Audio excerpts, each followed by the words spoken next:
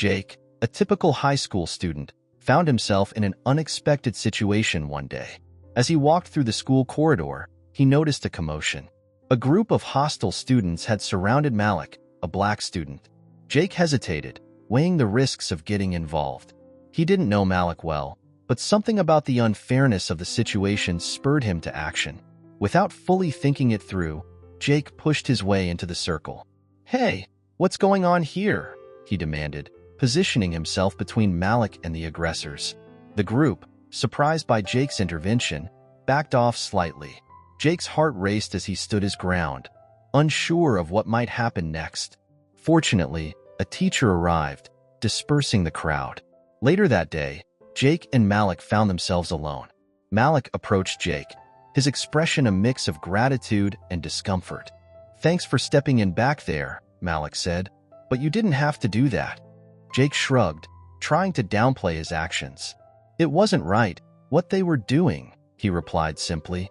Malik nodded, then added, "Just be careful. Getting involved in these situations can make things complicated for you." Jake felt a twinge of unease at Malik's words, but brushed it off.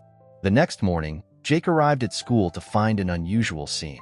A sleek, red Ferrari was parked in the student lot, drawing a crowd of onlookers. As Jake approached, a man in a suit handed him a set of keys. "A gift from the Williams family," the man explained. Jake stood in shock, realizing this was from Malik's family. Excitement coursed through Jake as he admired the car. But as the initial thrill subsided, questions began to form. Why such an extravagant gift? What did it mean? And what would be expected of him in return? As he clutched the keys, Jake couldn't shake the feeling that his life was about to become much more complicated than he'd ever anticipated. Jake's life changed dramatically after receiving the Ferrari. As he drove into the school parking lot, heads turned and whispers spread. Students who had never given him a second glance now flocked around him, eager to be associated with the owner of such a luxurious car. At first, Jake reveled in the attention. He enjoyed being at the center of conversations and receiving invitations to exclusive parties. However, as days passed, he began to notice the superficiality of these new interactions. People seemed more interested in the car than in him as a person. Conversations rarely went beyond discussions about the Ferrari's features or requests for rides. One afternoon, Malik approached Jake with a serious expression. "My family has some expectations," he began, causing Jake's stomach to knot. Malik explained that his parents saw the car as more than just a gift. They hoped Jake would use it to support community projects and raise awareness about local issues. Jake felt a wave of anxiety wash over him. He hadn't considered the possibility of strings being attached to the gift. The idea of having obligations to Malik's family made him nervous. He wasn't sure if he was ready for such responsibility or if he even wanted it. Later that week, Jake attended a party hosted by some of the wealthier white students at his school. As he mingled, he overheard snippets of conversation about Malik and his family. Some comments were blatantly racist, while others were more subtly prejudiced. Jake felt a growing discomfort, torn between his loyalty to Malik and his desire to fit in with this elite crowd. He found himself at a crossroads, unsure of how to navigate these complex social dynamics. The Ferrari, once a symbol of excitement and status, now felt like a burden, forcing him to confront issues he'd previously been able to ignore. Jake realized that accepting the car had unknowingly thrust him into the middle of racial and social tensions he wasn't prepared to handle. As Jake grappled with his newfound social status, he noticed Malik becoming increasingly withdrawn. One evening, after a particularly tense day at school, Malik confided in Jake. "It's not easy being the token rich black kid," Malik admitted, his usual confident demeanor cracking. "My family expects me to be perfect, to represent us well. It's exhausting." Jake listened, taken aback by Malik's vulnerability. He'd never considered the pressure Malik faced, constantly being scrutinized by both his own community and the predominantly white student body. Malik continued, describing the delicate balance he had to maintain between his family's expectations and his own desires. During this conversation, Jake met Malik's sister, Sienna. Unlike Malik, Sienna was outspoken and passionate about racial equality. She and Jake hit it off immediately, sharing similar tastes in music and books. However, Their budding connection was tested when Sienna criticized her family's approach to social issues. "They think throwing money at problems will fix everything," Sienna said, gesturing towards the Ferrari. "But it just creates more division." Jake felt defensive, realizing he was part of this perceived problem now. The complexity of Jake's situation deepened when his mother confronted him about his new friendship with Malik. "I'm worried about you getting involved with that family," she said, choosing her words carefully. Jake was shocked by his mother's thinly veiled prejudice. He'd never noticed it before, but now it was glaringly obvious. His mother's concerns highlighted the deep-rooted social divisions that existed in their community. Jake found himself questioning beliefs and attitudes he'd previously taken for granted. He realized that his friendship with Malik wasn't just about two individuals, but about navigating a complex web of societal expectations and prejudices. As Jake lay in bed that night, he felt overwhelmed. The Ferrari, once a symbol of excitement and status, now represented a multitude of challenges he never anticipated facing. He wondered how he could maintain his friendship with Malik, explore his feelings for Sienna, and stay true to himself while navigating these turbulent social waters. Jake decided to bridge the gap between his old friends and Malik. He invited Malik to join their usual lunch table, hoping to integrate his new friend into his existing social circle. However, the attempt was met with unexpected resistance. As Malik approached the table, Jake noticed his old friends exchanging uncomfortable glances. The conversation, once lively, became stilted and awkward. Some of Jake's friends made excuses to leave early, while others barely acknowledged Malik's presence. Jake felt a growing unease as he witnessed the subtle ways his friends excluded Malik. He realized that the social barriers he was trying to break down were more deeply entrenched than he'd imagined. The tension came to a head during a basketball game. Jake and Malik were playing on the same team, and their synergy on the court was undeniable. However, during a timeout, Jake overheard a teammate make a blatantly racist comment about Malik. The remark hit Jake like a physical blow. He stood frozen, conflicted about how to respond. Part of him wanted to confront his teammate, but another part feared the social repercussions. In that moment of hesitation, Jake caught Malik's eye. The hurt and resignation he saw there made Jake ashamed of his inaction. This incident forced Jake to confront his own attitudes and biases. He realized that simply not being actively racist wasn't enough. Silence in the face of discrimination was a form of complicity. Seeking to understand more, Jake accepted Malik's invitation to attend a community meeting. The gathering focused on strategies to improve social conditions in their city, particularly for marginalized communities. As Jake listened to the discussions, he felt out of his depth. The issues being debated were complex and deeply rooted. He began to understand that his perspective as a white student from a middle-class background had limited his understanding of the challenges faced by his black peers. The meeting opened Jake's eyes to the broader context of the racial tensions he'd been experiencing at school. He left with a newfound appreciation for the complexity of these issues and a determination to educate himself further. However, he also felt the weight of responsibility, knowing that awareness alone wasn't enough.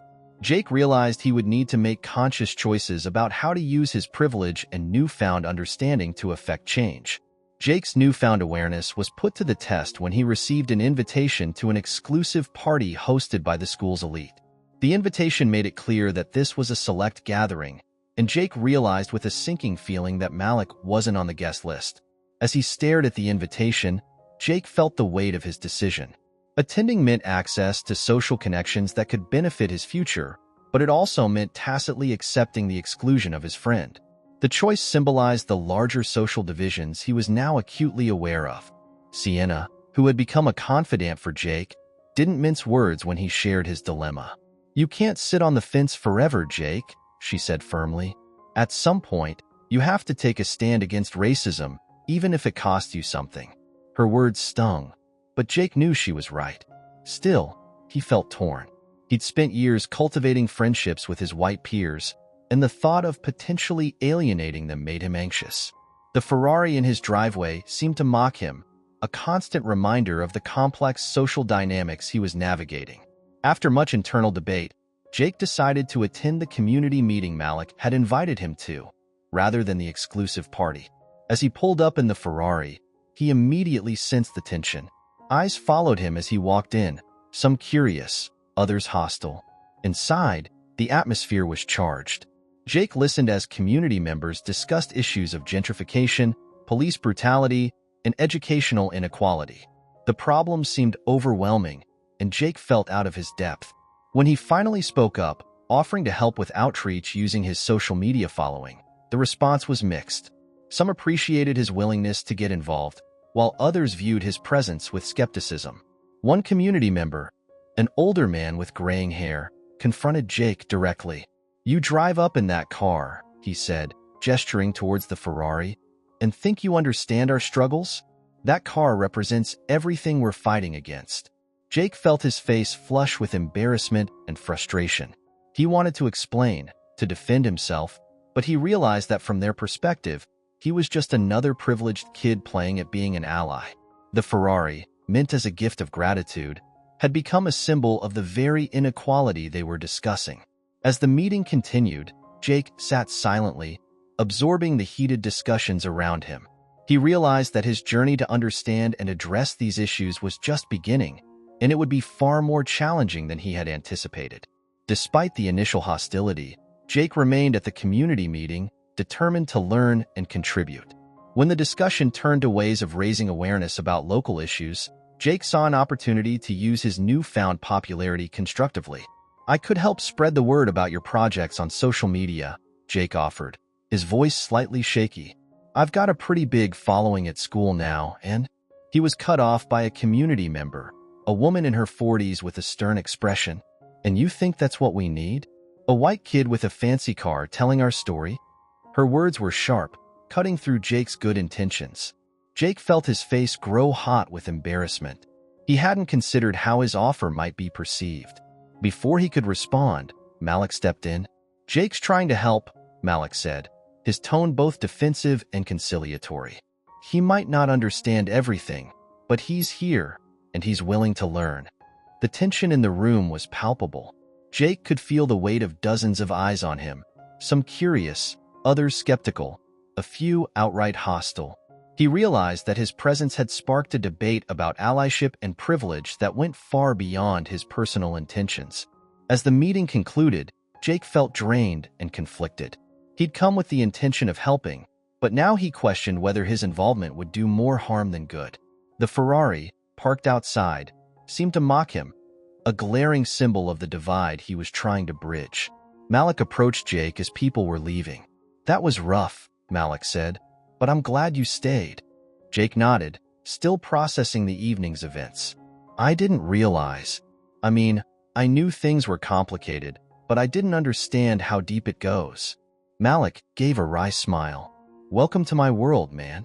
It's not easy, but it's reality for a lot of us." As they talked, Jake began to see the situation through Malik's eyes. He realized that his friend constantly navigated these complex social and racial dynamics, something Jake had the privilege of only now beginning to understand. "I want to help," Jake said finally, "but I don't want to make things worse. How do I do this right?" Malik patted him on the shoulder.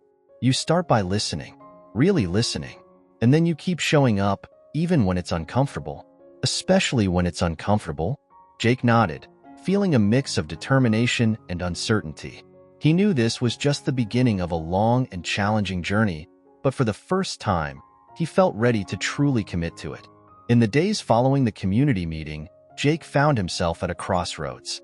The upcoming elite party, which he had once eagerly anticipated, now felt hollow and exclusionary. After much internal debate, he decided to decline the invitation, choosing instead to focus his energy on the community project. His decision was met with mixed reactions.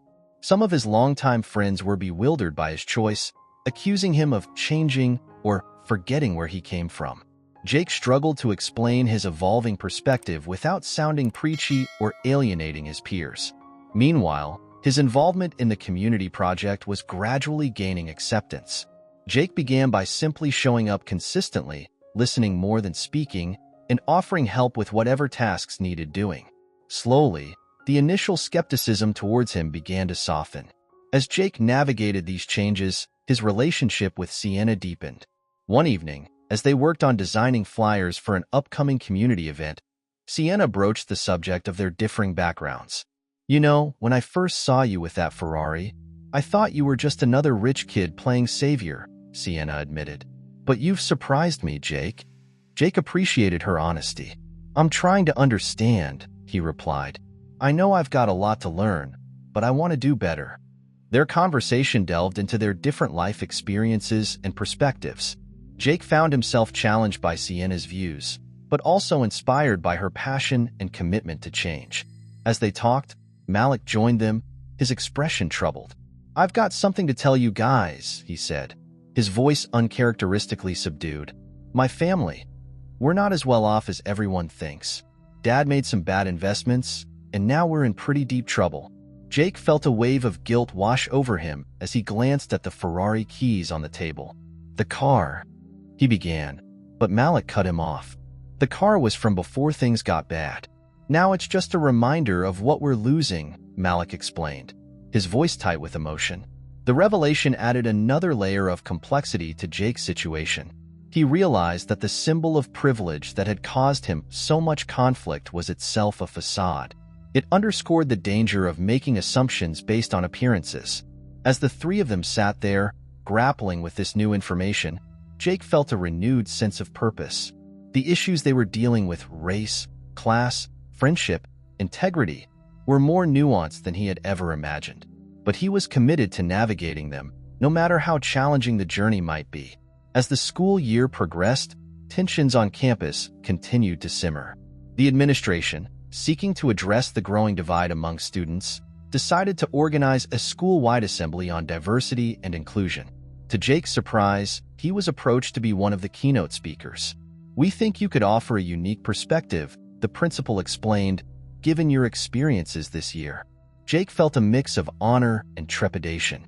He knew this speech could be a powerful platform, but he also recognized the weight of responsibility it carried. As he began to prepare, he found himself grappling with how to articulate his journey without sounding preachy or insincere. Malik and Sienna became his sounding boards, offering feedback and challenging him to dig deeper. "You can't just talk about friendship and kumbaya," Sienna insisted. "You need to address the real issues, the prejudices, the systemic problems." Malik nodded in agreement. "But remember, you're speaking from your perspective. Don't try to tell our stories for us." As Jake worked on his speech, he reflected on the events of the past few months. The fight that started it all, the gift of the Ferrari, the community meetings, the difficult conversations. He realized how much he had changed, how his understanding of privilege and racism had evolved. During a practice run of his speech, Jake had an epiphany. He realized that true allyship wasn't about grand gestures or speaking for others. It was about using one's privilege to amplify marginalized voices, about consistently showing up and doing the work, even when it was uncomfortable. "I can't solve racism with one speech," Jake told Malik and Sienna, "but I can share what I've learned. I can encourage others to listen, to question their assumptions, to do better." They both nodded approvingly. "That's a start," Malik said. As the day of the assembly approached, Jake felt a growing nervousness. He knew his speech would likely upset some of his old friends, who still didn't understand his transformation. He worried about backlash, about saying the wrong thing, about not saying enough. But beneath the anxiety, there was a sense of purpose. Jake realized that this speech was more than just a school assembly. It was a chance to challenge the status quo, to spark conversations that needed to happen. As he made final revisions to his speech, Jake felt ready to take on the challenge, whatever the outcome might be. The day of the assembly arrived, and the school auditorium buzzed with nervous energy. Jake stood backstage, his heart pounding as he reviewed his notes one last time. Malik and Sienna gave him encouraging nods from the wings. As Jake stepped up to the podium, he took a deep breath, scanning the sea of faces before him. He saw curiosity, skepticism, and even some hostility in the audience. Pushing aside his nerves, he began to speak. "A few months ago, I thought I understood what friendship meant," Jake started. "I thought I knew about fairness and equality. But I've learned that there's so much more beneath the surface of our daily interactions." He went on to recount the incident that had started it all, defending Malik in the hallway. Jake described how that moment had opened his eyes to the realities of racism and privilege in their school and community. The Ferrari sitting in the parking lot isn't just a car, Jake continued. It's become a symbol of the complex issues we're all navigating: race, class, friendship, and integrity. As Jake delved deeper into his experiences and realizations, he noticed a shift in the audience. Some leaned forward, engaged. Others shifted uncomfortably in their seats. He pressed on, addressing the need for open dialogue and active allyship. Suddenly, a group of students stood up, holding signs protesting Jake's right to speak on these issues. "You don't represent us," one shouted. "You're just guilty rich kid," yelled another. The auditorium erupted into chaos.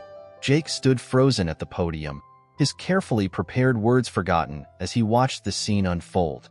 The principal rushed to the stage, attempting to restore order. In that moment, Jake realized that this was the true test. It wasn't about delivering a perfect speech, but about how he would respond to this real-time challenge to his convictions. Taking a deep breath, Jake stepped away from the podium and approached the protesting students. "You're right," he said, his voice shaky but determined. "I don't represent everyone, but I'm here to listen, to learn, and to do better. Can we talk about this?" The auditorium fell silent, all eyes on Jake and the protesters. It was a pivotal moment, not just for Jake, but for the entire school community. The outcome of this confrontation would set the tone for future discussions on race and equality at their school. As tension filled the auditorium, an unexpected voice cut through the silence. "Let him speak," came a firm, authoritative tone from the back of the room. Heads turned to see a woman striding confidently down the aisle. It was Mrs. Williams, Malik's mother. Jake, along with the rest of the audience, watched in surprise as Mrs. Williams made her way to the stage. She stood beside Jake, facing the crowd with a composed demeanor. "I understand your frustration," she addressed the protesters, "but there's more to this story than you know." She turned to Jake, giving him a reassuring nod before continuing. "The Ferrari wasn't just a gift of gratitude," Mrs. Williams revealed. "It was a symbol, a bridge between communities that have been divided for far too long." She explained how her family had been hesitant to engage with the community projects, fearing misunderstanding and backlash. "But Jake's friendship with Malik," she continued, "showed us that genuine connections can transcend these barriers. It inspired us to commit more deeply to bringing about change in our community." As Mrs. Williams spoke, Jake noticed the protesters lowering their signs, their angry expressions softening into curiosity. The rest of the audience listened intently, the earlier chaos replaced by a respectful silence. Encouraged by this shift, Jake stepped forward again. "I'm not here to speak for anyone else," he said, his voice stronger now. "I'm here to share what I've learned about the power of friendship to challenge our assumptions and broaden our perspectives." He went on to describe how his experiences had forced him to confront his own biases and privileges. "It's not always comfortable," Jake admitted, "but it's necessary if we want to create a truly inclusive community." As Jake concluded his speech, he emphasized the importance of open dialogue and active listening. "This isn't the end of the conversation," he said. "It's just the beginning. We all have a role to play in creating the change we want to see." The auditorium erupted into applause, with even some of the earlier protesters joining in. As Jake stepped back from the podium, he felt a mix of relief and hope. He knew that one speech wouldn't solve all the problems, but it was a start. Malik and Sienna rushed to join Jake on stage, enveloping him in a group hug. As they stood there, surrounded by the buzz of excited conversation from their peers, Jake realized that true friendship, the kind that challenges you to grow and be better, was indeed a powerful force for change. The assembly ended with a sense of possibility in the air. Students lingered, forming small groups to continue the discussions Jake had started. It was clear that this was just the beginning of a larger, ongoing conversation about race, privilege, and community at their school. As Jake left the auditorium with Malik and Sienna, he felt a renewed sense of purpose. The journey ahead would undoubtedly have its challenges, but he was ready to face them, armed with the strength of true friendship and a commitment to making a difference.